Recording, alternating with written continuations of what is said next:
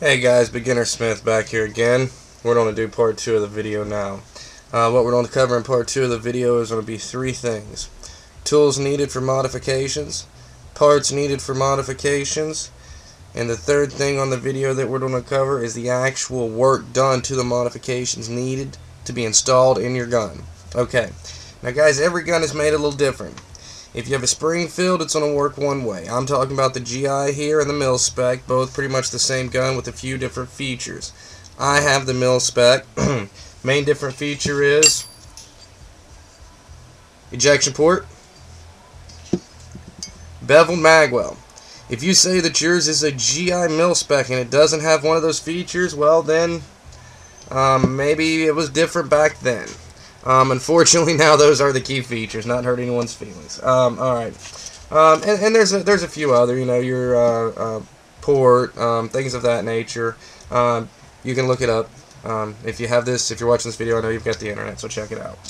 All right, first things we're gonna replace in this video is I got me a new sear, only tooled mem part. Trying to get rid of mem parts. Ordered disconnect, hasn't come in yet. I used a Wilson Combat. This part is the same part. If you put them side by side, they're identical in every way. You don't need to do anything. This is a true drop-in part. So, guys, if you want some drop-in parts, disconnects and sears, if you order Wilson Combat Nighthawk, I've found there are drop-in parts. I haven't had any problems with them. Second thing that I wanted to discuss are your safeties. This is the duck bill. This is the beaver tail. This one will rub your hand and give you blisters if you shoot a whole bunch. In my opinion, I've shot several guns. I haven't had any problems. This one does. I mean, the 45 has a lot of kick to it, especially depending on the ammo you're using. If you're hunting, you want some good ammo. So, especially for self-defense out there. This, I mean, you're not going to shoot it that much, so this might do fine. If you like target practicing, much, much better. Glides right back and forth cross-trend. Plus, you can add an aftermarket hammer. This one doesn't work so well. So this is the one I recommend. Now on this one, this is one part that it says drop in. When you see it, it has a slight gap. To me, that's better than the one that you have to alter your frame for and have to use the jig. If you want that part, take it to the gunsmith. This videos are mainly for beginner smiths, giving a little informative reviews. Like myself, starting out with very simple guns, easy customization. Some things, yes, take to smiths and have done. I like messing with my own guns. I prefer it that way. That way I know if something messes up in the field, how to fix it. Some things you can't. I understand that. But a lot of things you can. Anyway, plus I have spare parts. That's always a good thing to have. Anyway, you got the gap there. The only thing you have to do with this part is you have to sand on this side of the part here. At the bottom, if the part goes in like this, the bottom on both sides has to be sanded. So it will go in there smooth and work back and forth. 1000 grit sandpaper. Here's some of the tools I was discussing. Gun oil, you need it. Put it on your sandpaper, rub it back and forth. Keeps from scarring it up too bad. You might have to spend 10-15 minutes doing it.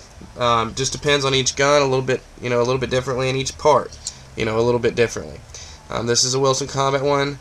Nighthawk makes them. Each one requires a little different sanding. Some go right in smoothly on rock islands or different guns. On the mil-spec and the GI, the Wilson Combat does require a little sanding.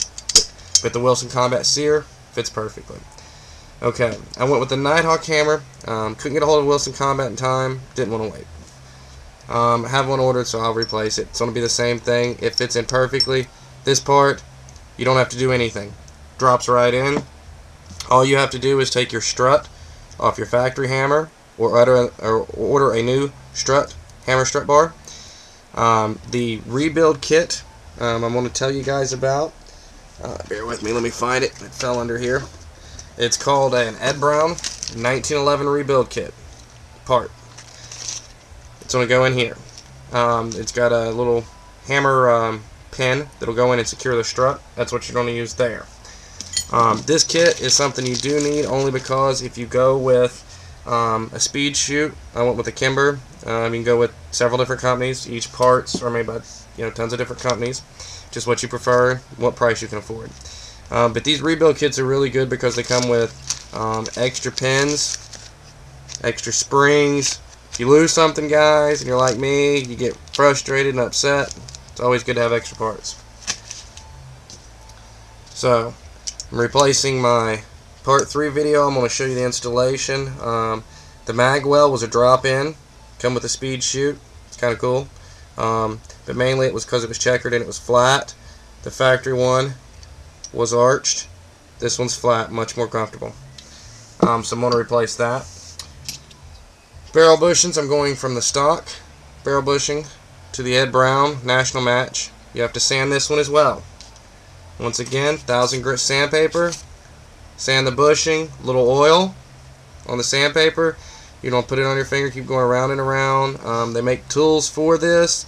I did it with my finger. It took me about 30-45 minutes. I'm actually going to get one that's done precisely to my barrel, but it fits really nice and snug. You just have to be patient, very patient.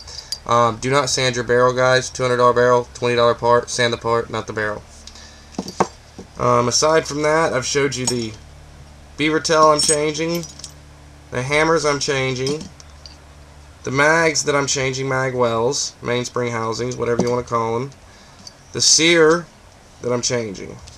Now, a couple more parts I'm going to go over real quickly in this video is this is a Wilson Combat magazine. This is a Chip McCormick magazine. I do like the butt pad on the Chip McCormick. It's kind of cool. It's got that nice little slope. Wilson Combat's just kind of more of a little low pro butt pad. But the Wilson Combat is a nicer mag. I think only because I think they call this the follower is solid plastic. It can't wobble back and forth, and I'll demonstrate when I show you this. It sticks out over. If you see, it has jammed once or twice. Usually on hollow points it'll do it. Wilson Combat, never jammed. Very smooth. Nothing in the gun you can see. I mean, it just right in there. And even with me just holding the bottom, no noises. I don't know about you guys. I hear everybody talk about tactical scenarios. I'm not planning a tactical scenario with a stainless steel gun. It's pretty shiny and flashy. I like target practicing. But this is another thing. Listen. You get just a little bit of play with the Chip McCormick over the Wilson Combat. And I'm not sure if that's because on the Wilson Combat that it's plastic, where it's touching the steel up there, and the Chip McCormick is metal. That may be it. But those are all the parts that I purchased for the gun. I'll real quickly run all of them by you guys. Let you see the bags, what they came in. I got me a Wilson Combat sear. Check it out. I have a drop-in beaver tail. These are the parts. You can go buy these exact parts if you would like, so that way you can have them. Solid barrel bushing. That's the ID and the OD. That's the inner dimensions and outer dimension, guys, if you're wondering what that means. Springfields, I believe, on the inner dimension on the GI and the mil-spec is a .582 and an OD of a .70 or .701, I believe. I may be wrong. You can check that on their website. Nighthawk tooled steel hammer. Doesn't come with a part number, guys, so I don't know what to tell you on that one. It just came that way. Then I have the Wilson Combat barrel bushing wrench, which is just says PN22, but that you're going to want to have for the match grade barrel bushing, only because the factory one turns right off. The match grade one is really tight. That helps the grouping of your shots, so you're going to want to get this part if you get that. There is my Chip McCormick 8-round 45 APC. If you need to see that. And then my favorite is my legendary magazine PN47D. If you're smart, you're going online, buy the 3-pack. It comes out to be $87. I can tell you these are about $30-something a piece. So the 3-pack is definitely worth it. And last but not least, guys, my Kimber magwell. Really cool part. Thanks, Kimber, for that awesome part there. I recommend to do all these rounded punches versus the cylinder punches.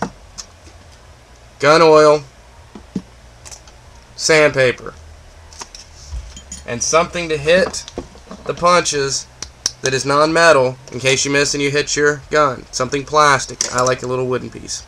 Tune in part 3, gentlemen, and I will show you what the thing looks like all together. Oh, you also need the rebuild kit, but I already showed you that. Tune in for part 3. I'll show you how everything looks put together. Give me some opinions on what you think the gun looked like before and